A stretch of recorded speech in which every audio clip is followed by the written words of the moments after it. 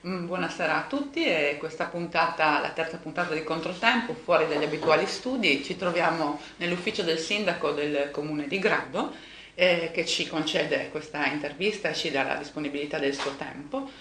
Il sindaco di Grado, Dario Raugna, io sbaglio sempre l'accento, Dario, se mi permetti ti do del tu, perché Ma ci insomma siamo mancherebbe. amici.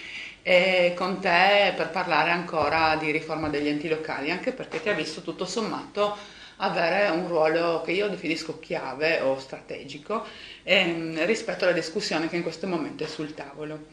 Tu eri presente a quella famosa riunione di Monfalcone in cui insomma 5 sindaci del nostro territorio sono stati selezionati con un criterio a mio avviso anche abbastanza discutibile a parlare del futuro della nostra provincia.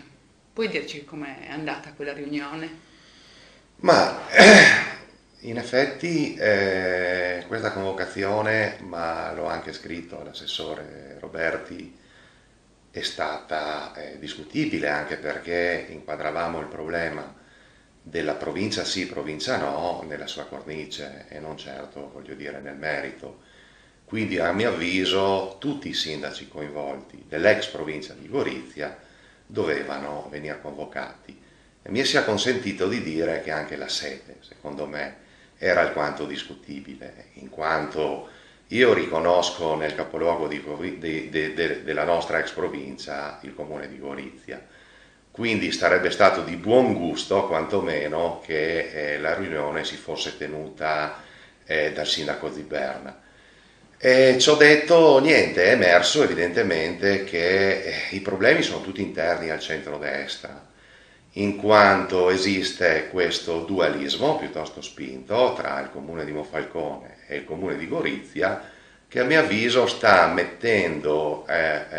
compromettendo in maniera pesante un'eventuale riunificazione di questa provincia.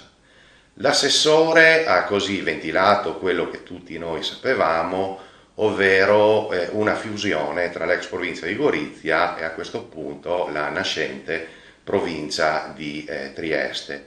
Eravamo tutti contrari a questa prospettiva, tranne il comune di Monfalcone che evidentemente sta mirando a qualcosa di diverso.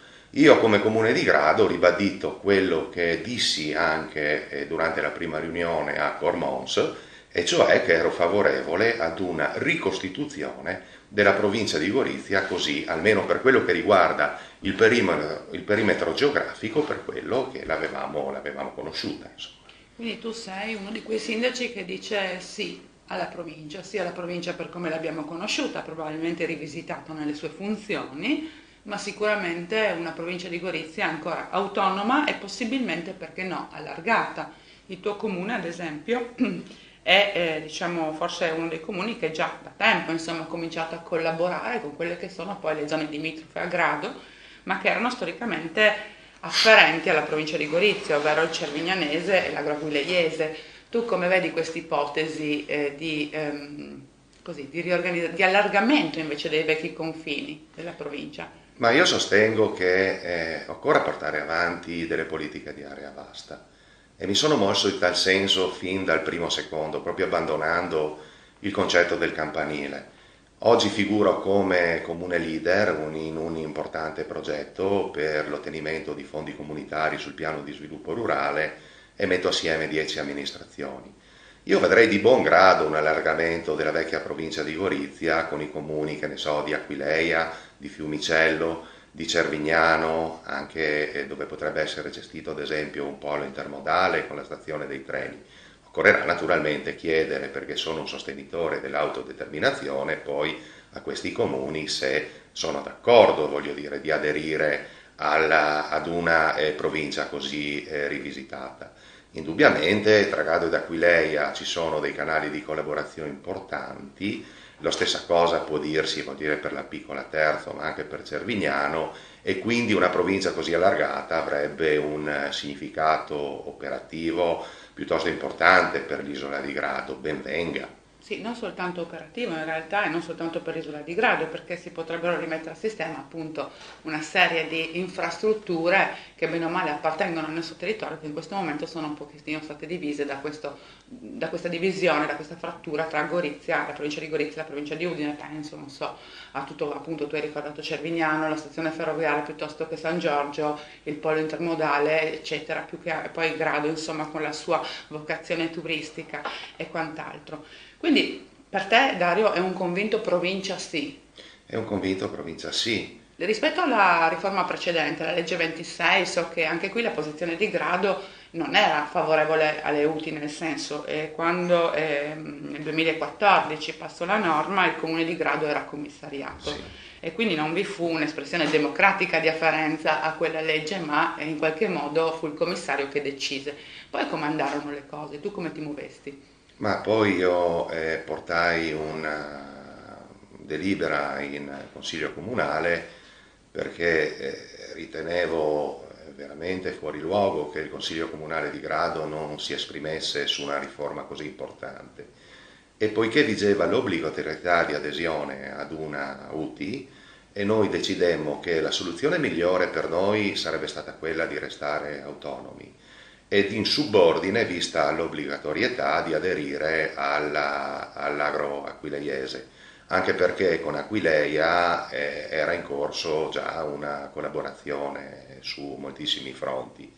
Chiaro che adesso, nel momento in cui viene di nuovo riproposta la provincia di Gorizia per come l'avevamo conosciuta, io insomma mi sento anche dal punto di vista identitario legato a questo tipo di divisione amministrativa e quindi verrebbe meno, voglio dire, questa visione che noi avevamo portato avanti durante il regime delle UTI. Fermo restando, lo ribadisco ancora una volta, che secondo me Aquileia, Fiumicello e Terzo piuttosto che Cervignano potrebbero tranquillamente far parte di questa nuova provincia allargata perché, ripeto, le collaborazioni sono in atto e andremo in qualche modo a sancire quello che effettivamente già avviene tra questi comuni. Una considerazione, no?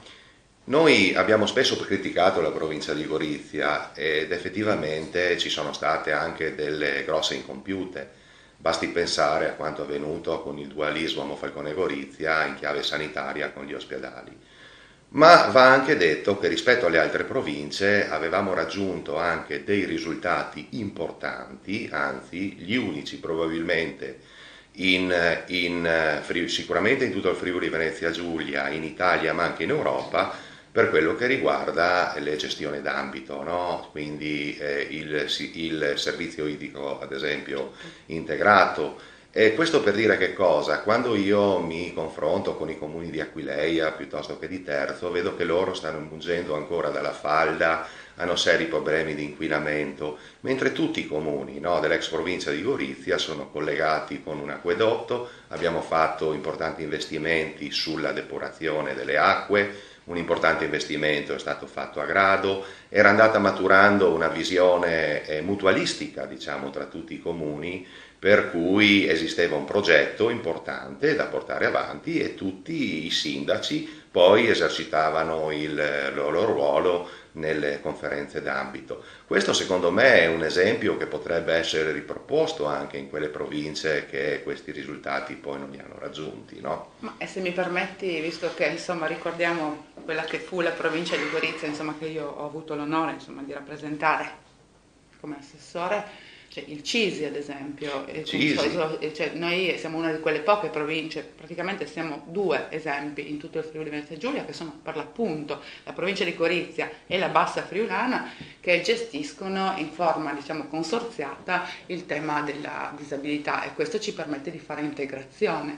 Anche qui se si dovesse arrivare a uno spacchettamento ulteriore della provincia di Gorizia si porrebbero delle questioni insomma serie. Si rischia di buttare via veramente un patrimonio costruito in certo. tanti anni che già la legge 26 ha messo un momentino in difficoltà, adesso sarebbe proprio dare il colpo di grazia.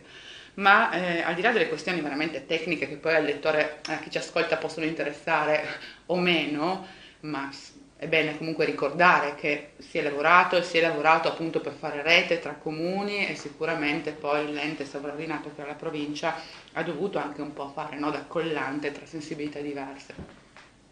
Ma la cosa che mi interessava però evidenziare è che quando prima parlavamo di quella famosa riunione a Monfalcone e si diceva la location, no? Giustamente tu dici io mi sento un cittadino della provincia di Gorizia e mi sarebbe piaciuto che quella riunione si tenesse nel capoluogo. Mi piace ricordare che è proprietà della regione oggi è il Palazzo di Corso Italia, c'è la sala del Consiglio provinciale che poteva tranquillamente ospitare quella riunione se la regione avesse avuto proprio questa volontà di dialogo, no?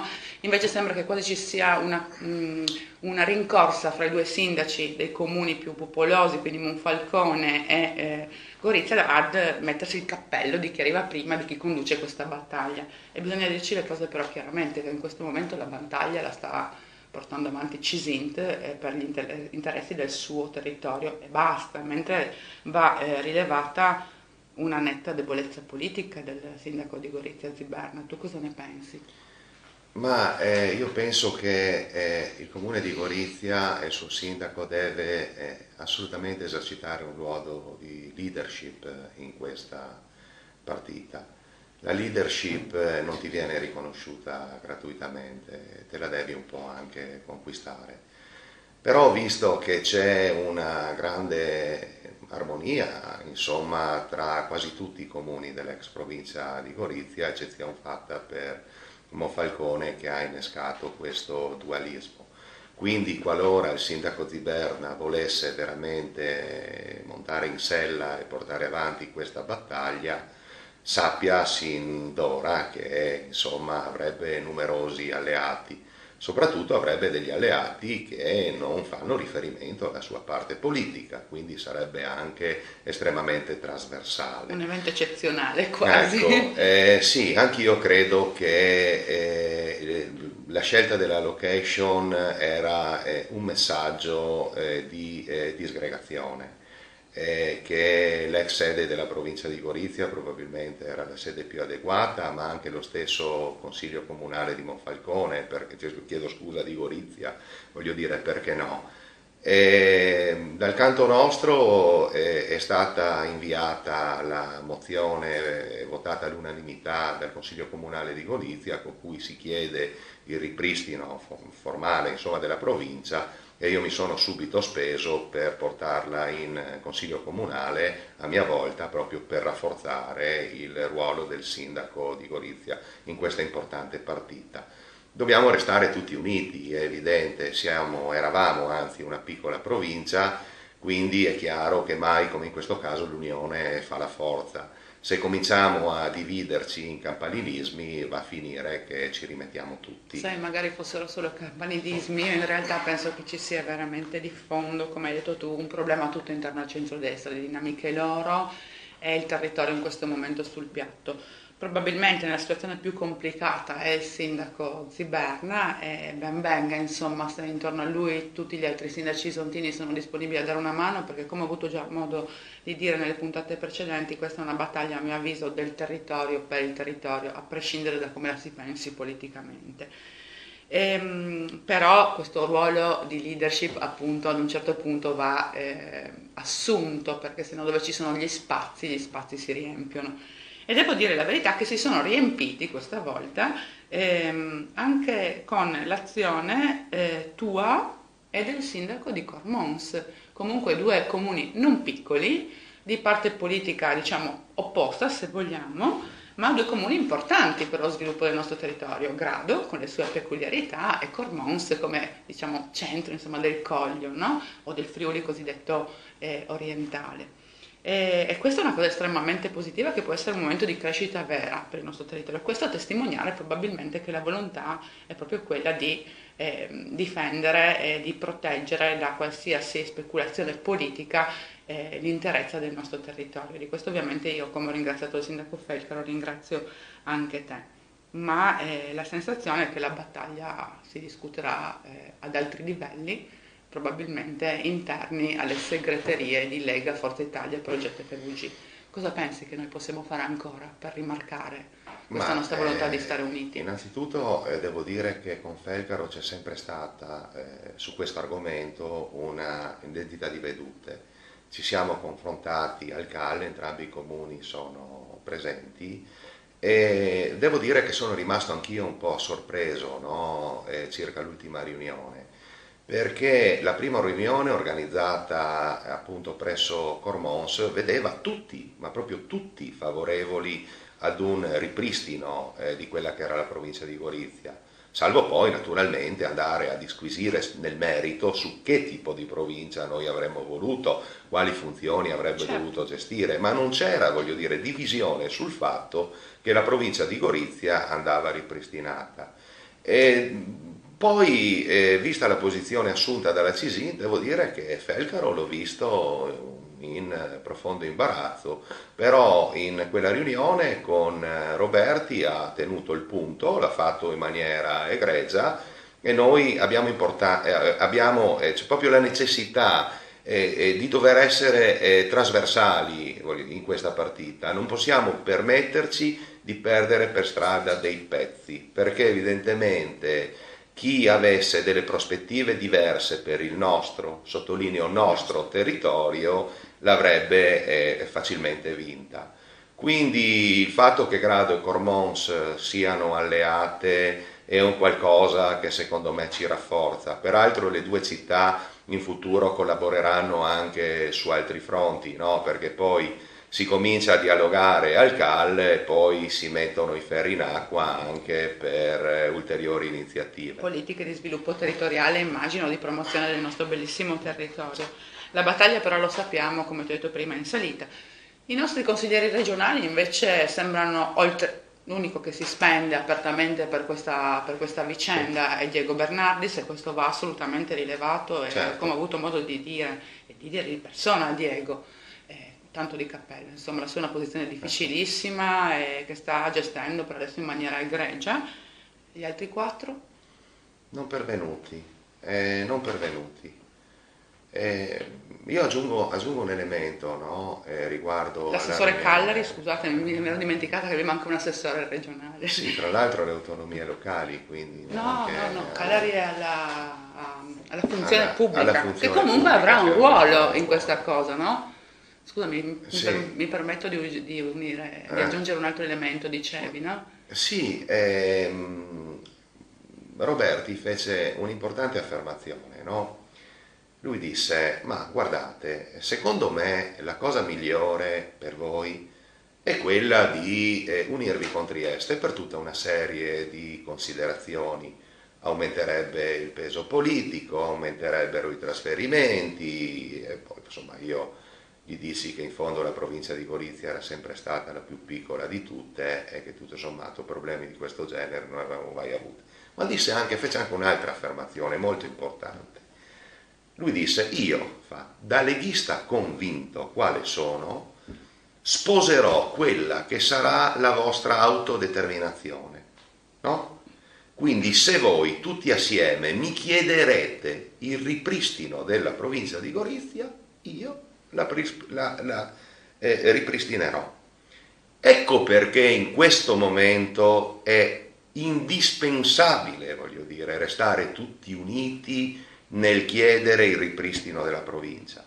Se poi all'interno di questa futura provincia dovessero rimettersi in discussione il peso, voglio dire, dei due comuni, Monfalcone e Gorizia, ma viva Dio, nel momento in cui entreremo nel merito della riforma ci starà, io credo, ampio spazio politico per andare a definire quale debba essere il ruolo di questi due importanti comuni.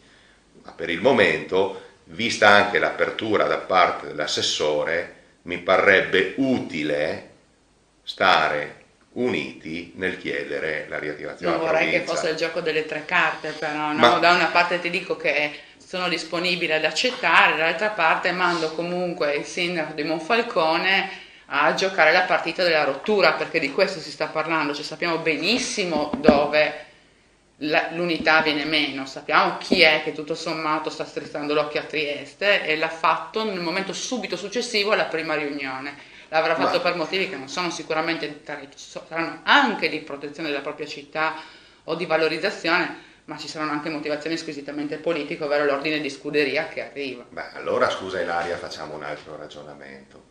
Se tutti i comuni dell'ex provincia di Gorizia sono concordi nel ripristinare la provincia, tranne uno, e quest'uno vuole diventare la periferia di Trieste, insomma, se ne vada in periferia di Trieste e lasci, voglio dire, che gli altri si autodeterminino in maniera diversa. Se poi questa provincia dovesse estendersi anche al Cervignanese, ad Aquileia e a Terzo, vabbè, vorrà dire che troveremo un assetto diverso rispetto a quello di prima, ma quantomeno continuiamo a mantenere una nostra identità che esiste, storica, conclamata, e una nostra autonomia È uno scenario amministrativa. possibile che Insomma. Monfalcone decida di andare a fare la periferia di Trieste. Il problema però, forse qua tu ci puoi dare qualche informazione in più, il mandamento come lo vedi? Come si sta muovendo Staranzano, Ronchi, San Canziano, eccetera? Ma da quello che so io è perché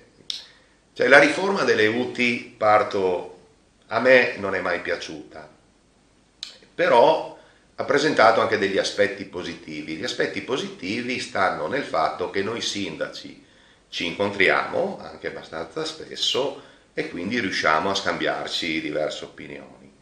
Io non ho dubbi sul fatto che il mandamento voglia il ripristino della provincia di Gorizia.